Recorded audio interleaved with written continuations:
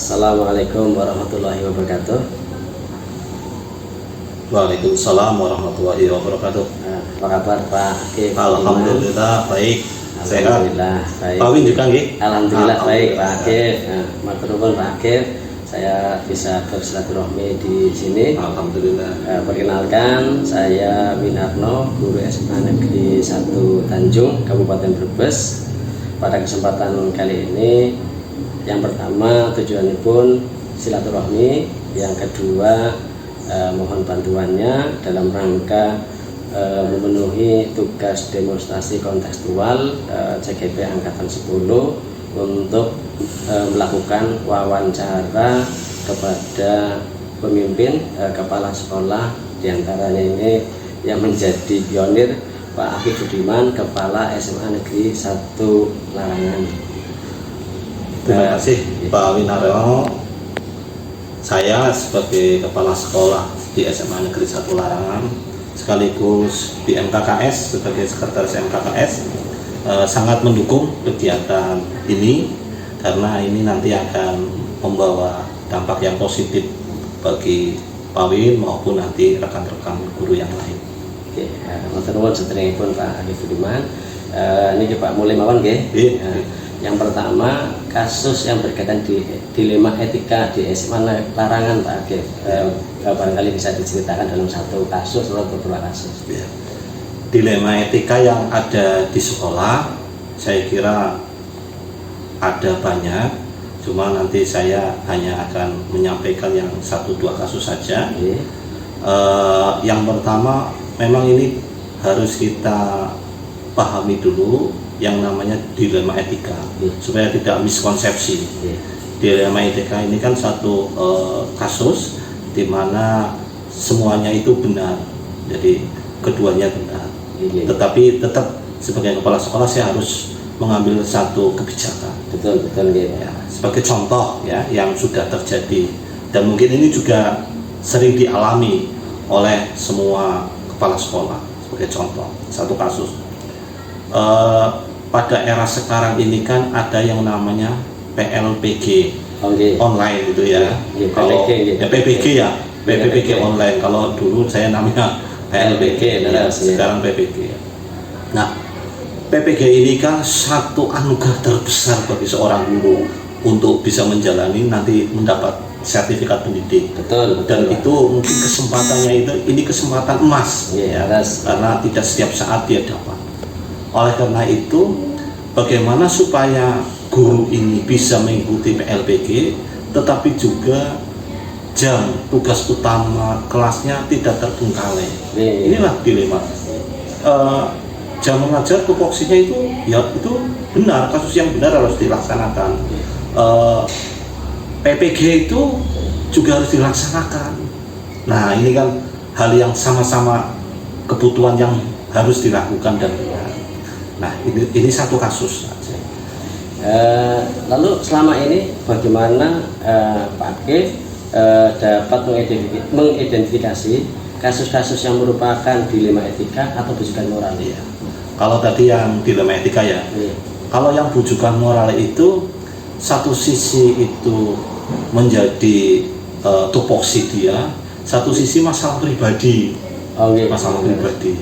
Jadi misalnya dia harus melaksanakan tupoksinya sebagai seorang guru, tetapi dia mempunyai kepentingan pribadi yang lain. Nah ini kan kalau ini namanya bujukan moral gitu itu yang terus dalam pengambilan keputusan atau menjalankan pengambilan keputusan di sekolah, terutama untuk kasus-kasus di mana ada dua kepentingan yang sama-sama benar atau sama-sama mengambil nilai kebajikan.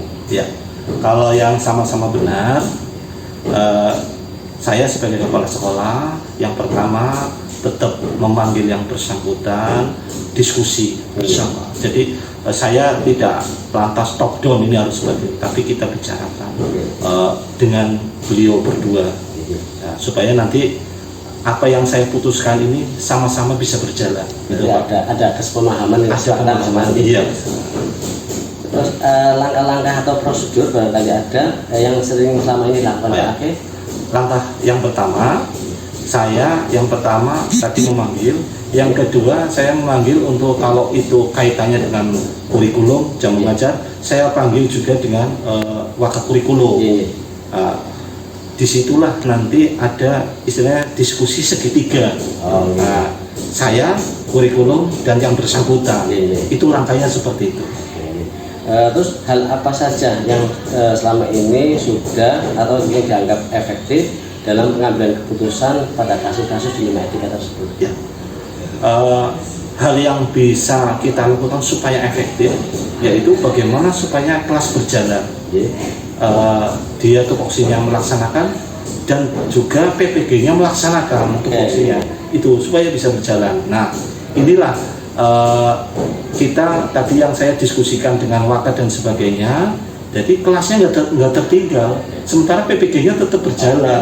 Itu Pak, semuanya berjalan seimbang, tidak ada yang ditinggalkan. Dalam mengambil keputusan terkait dengan dilema etika, tantangan apa yang sering atau pernah dihadapi oleh Pak? Ya, tantangan yang kita hadapi dalam dialektika itu, yang pertama waktu yang bersamaan tentu, itu kan jelas, itu waktu. Yang kedua itu komunikasi yang harus terjalin. Yang ketiga, tantangan kita itu kan kalau sekarang ini apalagi di dalam situasi ini Agustusan ini kan banyak kegiatan yang bersamaan gitu ya, banyak kegiatan. Termasuk saya juga ada kegiatan ke dinas, ke provinsi, kadang mewakili MKKS.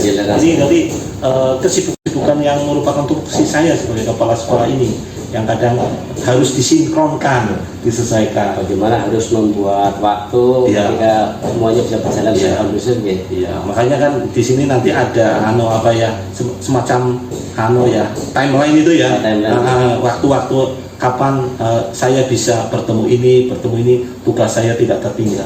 Gitu. Kalau demikian, berarti Pak Akif ini memiliki sebuah tata cara atau jadwal tertentu dalam penyelesaian kasus-kasus dilema etika. Betul. Jadi ada yang pertama jadwal yang sudah saya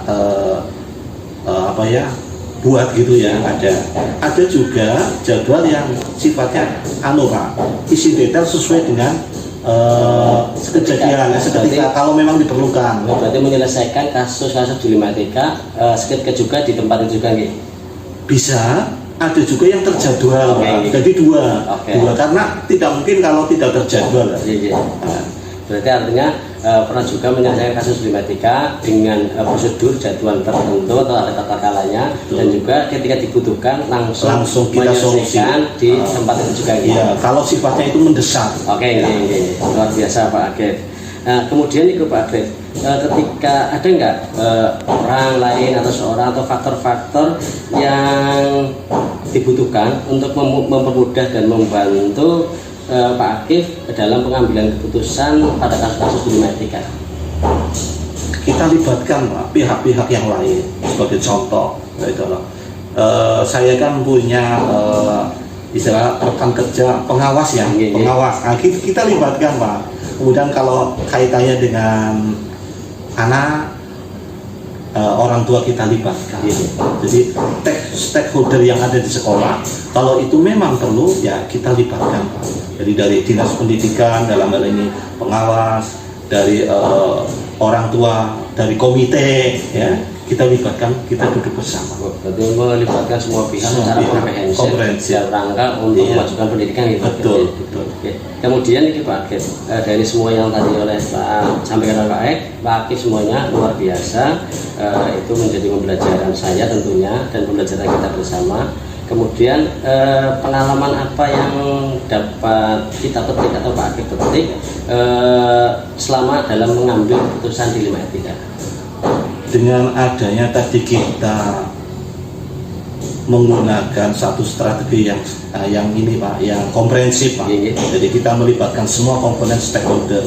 Maka ada satu pengalaman yang mungkin bisa untuk pembelajaran kita, bahwa satu, di dalam menyelesaikan masalah itu memang harus ada skenario, plan ya. Tidak mungkin kita ujuk-ujuk menyelesaikan, tidak mungkin, harus ada plan itu. Yang kedua, semua yang kaitannya dengan dilema etika maupun rujukan moral bisa diselesaikan asal kita berada pada rambu-rambu regulasi yang ada. Jadi intinya regulasi harus dipelajari dulu. Betul, ya. betul, ya. Setelah regulasi kita pelajari, maka kita akan pada track yang benar. Betul, betul. Yang ketiga ini manfaat ya untuk kita pelajaran yang kita terima, bahwa di dalam menyelesaikan masalah itu tidak boleh top down. Tidak boleh top down. Salah besar itu kalau top down. Tetapi harus mengikut sertakan stakeholder. Masukannya apa? Karena kalau top down itu ini sudah bukan zamannya, bukan zamannya, bukan eranya kolonial. Iya. Ini eranya bagaimana kita saling sumbangsi pemikiran untuk kemajuan sekolah. Itu Pak. Itu pelajaran yang kita. Yang terakhir Pak. Ini yang keempat. Pelajaran yang kita terima seperti dalam surat Al-Ashriyah, setiap ada permasalahan pasti ada penyelesaiannya. Kalau Kartini itu habis gelap terbitlah terang, gitu. Artinya habis susah pasti akan senang gitu. Asal pada regulasi kita berjalan pada rel track gitu. Betul, itu Pak Winaryo. Matur nuwun Pak Akif, obrolan kita sangat menginspirasi saya. Mudah-mudahan dapat kita manfaatkan dan terutama bagi saya dapat bermanfaat sangat. Maju terus Pak Akif, mudah-mudahan sukses selalu. Matur nuwun sudah memberikan kesempatan saya untuk melakukan diskusi wawancara niki. Ya, dari saya ya selaku kepala sekolah maupun saya penggiat di MTKS, saya sangat senang sekali Pak dengan adanya program CGP ini, sehingga nanti Pak Winarno di sekolah bisa bergerak dan menggerakkan. Jadi tidak hanya untuk sendiri tapi menggerakkan untuk komunitas. Terima kasih Pak Win. Selamat terima kasih. Sama-sama. Assalamualaikum warahmatullahi wabarakatuh. Waalaikumsalam warahmatullahi wabarakatuh.